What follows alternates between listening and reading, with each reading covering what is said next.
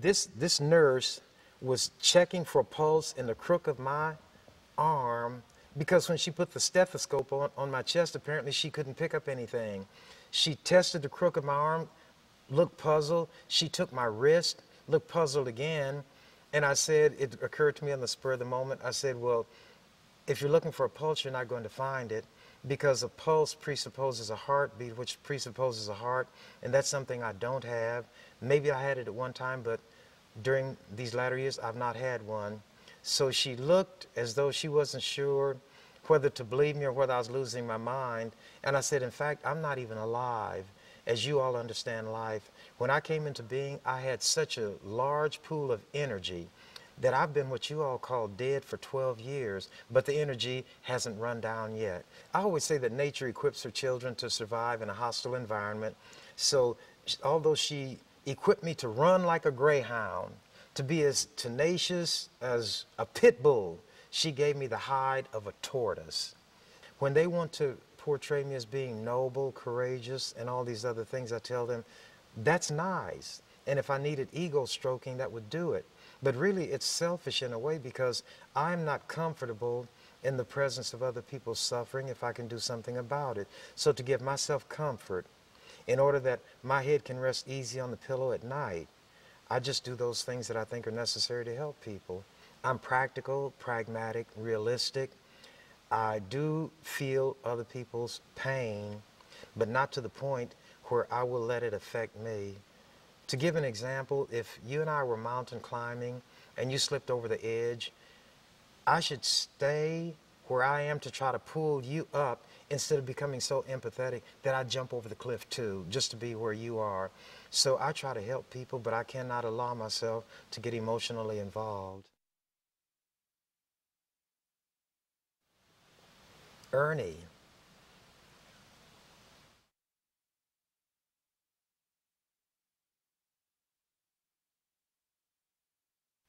Well, I graduated from Creighton Undergraduate School. I was interested in pre-med.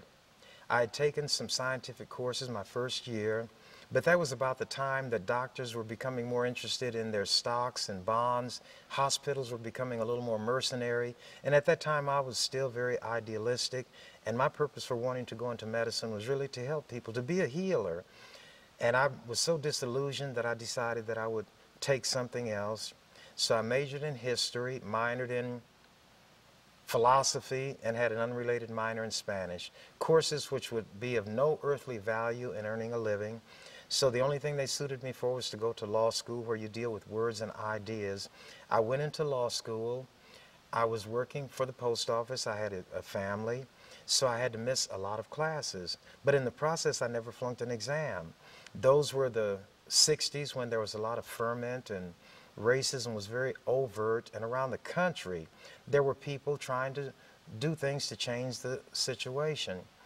So I made my views known about racism, the racism I had seen at Creighton Undergraduate School, that I saw in the legal and medical and every other profession. And rather than my missing classes, which was what was used to prevent me from registering after I'd been there for 2.5 years, they really didn't like the image I projected because of my views on the race problem. It took me over a dozen years before I finally got my degree, because Creighton got rid of the old dean and brought a guy in from Yale University. He looked at my file, which he described as being over 6 inches thick, and he saw nothing in it that justified them in preventing me from finishing, that if I wanted to sue Creighton, I'd have a good lawsuit. I said, I don't want that. He said, what do you want? I said, what I wanted when I first came here. That's just to get a degree. And he said, well, I see in here where the dean offered to give recommendations to other law schools. I said, that was the most hypocritical thing he could do, because if I was not fit to go to his school, why is he going to dump me on his colleagues? And the dean just kind of smiled. He said, so what do you want? I said, the same thing I told that man. I started my studies at Creighton, and at Creighton I will finish. So he said, well, you can come back. Well, before we had that conversation, he had sent 4 or 5 young white students down to see if they could persuade me to come back. Said he had told them that I would be of great value to the other students. I would generate discussion and so forth. So I told him I would come back, but he would have to assure me that I didn't have to attend classes when I couldn't make it. He said, you don't have to come to a single class if you can pass the exams. So I came back. I didn't have to pay tuition. I didn't have to pay for my books. But that was a small amount for Creighton to give as compensation for what had happened to me. So that's how I eventually wound up finishing my law school. But that was after I'd become a member of the legislature. But we had a man in office who died midway through his term, so the governor appointed a very old Negro Republican. And this man stood on the floor of the legislature during a special session and said, if God put the white man in charge, there's nothing we can do about it except go along. The senators gave him a standing ovation. The black community was outraged. Some white people, I don't know if they genuinely were or were just so embarrassed, also were outraged. So the community asked me would I run against him. At that time, as Billy Joel's song says, when I wore a younger man's clothes, I was much younger, and I had nevertheless been involved in all of the issues that confronted the community, whether they related to the police, housing, schools, employment. So I said, yeah, I'll run against him, but I hope you can find somebody else. They couldn't find anybody else. I ran, and I won the office. So what you do is serve until the next regular election. Then there is a full-fledged election, which there was. I was re-elected then, and my community has seen fit to re-sentence me for 35 years. And that's why I'm here now. One lady. You got to stand up for one? Yes. And when she's not here, then I've got to kind of hold the fort down. I am a harsher taskmaster with myself than anybody else could ever be. I work in this legislature during session, out of session. I come down here on weekends and holidays because of the importance of the work that I feel I'm doing. Now, nobody could pay me an amount of money to get me to do that. Nobody could make me do it. But because I think it's the right thing for me to do, I work harder than anybody else and I get more done. And without a sense of humor, I don't think a person doing what I try to do could survive. On the floor of this legislature, I use mockery, scorn, I taunt my colleagues, I write satirical, critical rhymes about them, but I pick my targets. Sometimes it's a general condemnation of all of them in general. But when it comes to focusing on an individual, those who are not able to stand, I don't go after them. But to let them know how I think about them generally, I will say, I've been down here a lot of years and I've observed that white people send pretty poor stuff down here. But on the other hand, why, when you come down here with a thimble full of brains, should I expect to see a bushel basket full of sense? So I'm overestimating you all a lot of times. But if you get in a prize ring with me and you're going to punch me, then expect to get hit back. If you don't want to get hit by me, don't get in the ring with me. Or if you get in the ring and I'm besting you too much, just say uncle, and I will leave you alone. I always give a rat a way out if he or she wants to take it. Right, although sometimes when I'm in one of my extended debates and I'm being particularly taunting, the chamber's almost this empty. I run them out of here.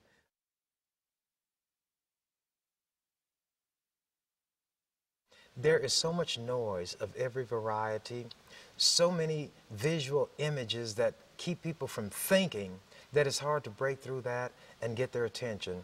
So for myself, I've decided that I have to be an agent for change to the extent that I can. If I were to be a part of speech, I would be an action verb followed by 3 exclamation points. So one of the reasons I work as hard as I was talking about earlier is to try to get things done, as many things done as I can, hope that there might be some people who will observe it and take it as an example. Young people need examples, and mine is being an example of what one man out of 49 can do against often the wishes and the will of the other 48, to show what the power of one really is. If I was just in a debating society, that wouldn't carry the impact. But when I'm changing laws in opposition to the governor, the other senators, the political parties, is showing that in the real world of politics, which is as dirty, backstabbing, double-crossing, an environment as you can find, functioning effectively there as a black man, a member of a scorned, despised race, and doing what I'm doing. So I can stand on the floor of the legislature and say to these white people, you all are my white folks. I run this legislature. If a bill is to be passed, I will let you pass it. Otherwise, I'll bring everything to a halt. To be able to say that is my way of trying to show people that you should never underestimate yourself or what one person can do. There are enough people condemning and putting burdens on poor people, so I don't have to do that. When people ask me, well, why don't you condemn this one? Why don't you attack young black people? There are plenty of others who are their enemies who do that. I have to come and I have to bind up the wounds, put that balm on them that might alleviate their pain to such an extent that I can get them to listen. If their mind is so caught up with all these terrible things that are happening, always being defensive because people are telling them, you're nothing, you'll never be anything, all we need to expect is more of the same. So I've got to approach them differently. And that's why I will criticize people like Bill Cosby, Clarence Thomas, Condoleezza Rice, whom I call Condominium, and Colin Powell. They could do something, but they won't. I am more critical and harsh toward them than I am the enemy. I expect the enemy to hurt us, but when one of your own betrays you, then it's unacceptable. Even in the realm of war, a captured combatant cannot be executed, but you can execute your traitors. So I think of a comment that I call them freedom fighters in Iraq, made about the collaborators with the United States and Britain. The flesh of collaborators and traitors is far sweeter than that of the enemy. The traitors of traitors are the ones I have no use for whatsoever. And whenever our enemy lionizes these people and uplifts them, it lets us know that those people are not of value to the race. I judge individuals on the basis of how they present themselves to me. So there are multiple levels on which I deal with white people. White people as a group, a collective, are the enemy of black people. Politicians and white officials have to please those white people, so I look at them basically as the enemy. White people who have jobs, which requires them to stay in good standing with the white people they work for, are my enemies at a lower level because they have to reflect that overall racism. But whenever a white person, male or female, regardless of age, religion, or anything else, puts him or herself into direct contact with me, I reserve judgment until that person shows me what he or she is. So when you came to the shop, I knew you were coming to do a story. You would present whatever you got to a much greater audience than I could ever reach. From the way I dealt with you, the way Barber talked, I had confidence that you were not going to betray us in the sense of misrepresenting what we were. That didn't mean that everything would be favorable, because not everything I do or say reflects favorably on me. But at least be fair and present it the way I said it and the way I did it, then I'll suffer the consequences and the judgment that goes with it. That's the way I saw you, so I had no problem with you coming and filming whatever you chose.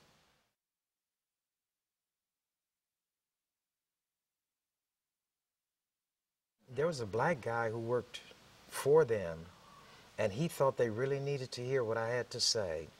And he wanted to know, in so many words, would I be awestruck by officials of one of the biggest corporations in the world? I said, not at all. What you need to worry about is what their reaction will be when they hear me. And I said, this is something I need to warn you about. People tell me, when they invite me, tell it like it is, until I tell it like it is. Because they thought I was going to be one of these mild-mannered people who will try to impress these white people, please them, tell a few jokes, and let them rub me on my head and send me off saying I'm a good boy. One of the first things we did was go to this lavish restaurant. And to show how it was, now this was the 60s, a hamburger was almost $10. And that was quite a bit of money in those days. So I'm sitting at the table. It was a long table, and all these guys in suits, white guys. So a man came up to me, and I imagine he's what they call the maitre d', and he said, I'm sorry, sir, but to be in here, you must wear a coat and a tie. I said, what? He said, yes. I said, well, I don't have a coat and a tie. He said, oh, we have a coat and a tie that you can wear. I said, I wouldn't wear anybody else's coat and tie.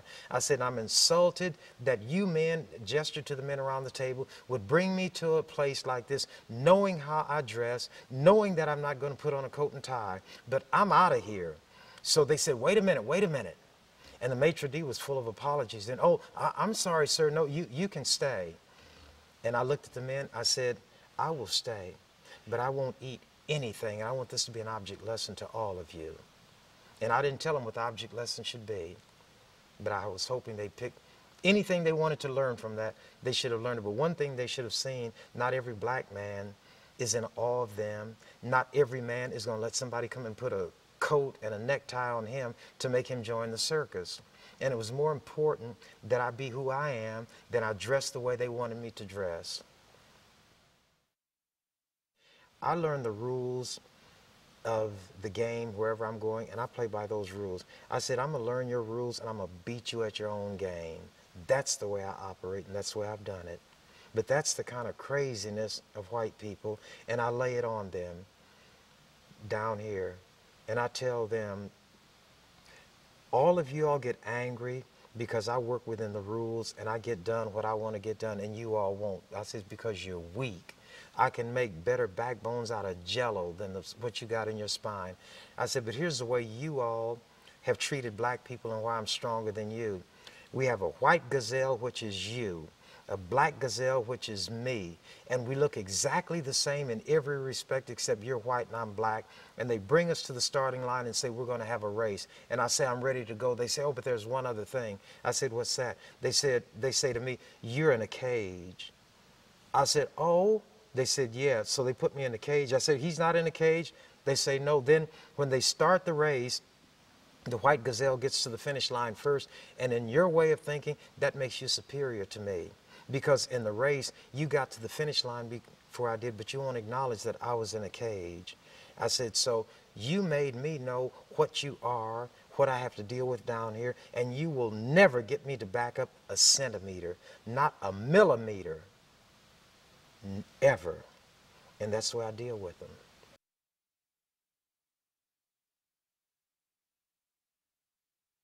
People wondered why I would stay in Omaha since I was what they called a nationally known person. I said, every place needs somebody. Everybody has to be somewhere. My friends, my family are in Omaha, so that's where I stay. And when they try to tell me how much more I could do someplace else, I say, well, you didn't ask me what it is that I want to do or what it is that I want. And if you knew me, then you'd understand why I stay there. And when people tell me, man, if I were you, this is what I would do. I said, the first thing, you're not me. But if you were me, you would do exactly what I'm doing. He said, well, you got a point. I do that with people. I do a weekly cable program. And before other states were talking about this, I offered a bill to legalize same-sex marriage in Nebraska. As backward as this state is, that people are amazed I didn't get shot right on the spot. But anyway, a guy called me because a lot of black people are, I guess you can use that word conservative when it comes to some issues like same-sex marriage. I've always felt that any right that any person has, everybody else has, so that's why I was for it. But he called me on my weekly cable program. He said, man, Chambers, what's the matter with you? I said, what do you mean? I see that you want to let, you have this law where man can marry men and women can marry women. I said, well, are you homosexual? H, no. I said, well, do you want to marry one? H, no. I said, then what's wrong with letting them marry each other? He paused, he said, Chambers, you know, I never thought about that. And he was okay with it after that. And that's what I argue around here on the floor of the legislature. If you Christians could keep your nose out of other people's crotches, because all you're interested in is what somebody's genitals is doing with somebody else's genitals, if you spend more time practicing what your religion teaches you, you'd have less time to be meddling in other people's business. I'm aware of the kind of district that I represent, poor people, black and white. I'm aware after being in this legislature the strength of character and purpose and determination that it takes to be here and get things done. Nobody else could do what I've done. Nobody. So for me to leave would have been to turn my back on a community that needed me. So although nobody put a gun to my head and makes me be here, there's something more powerful than that gun that comes from within me that compels me to stay here after all these years. And that's why I stay.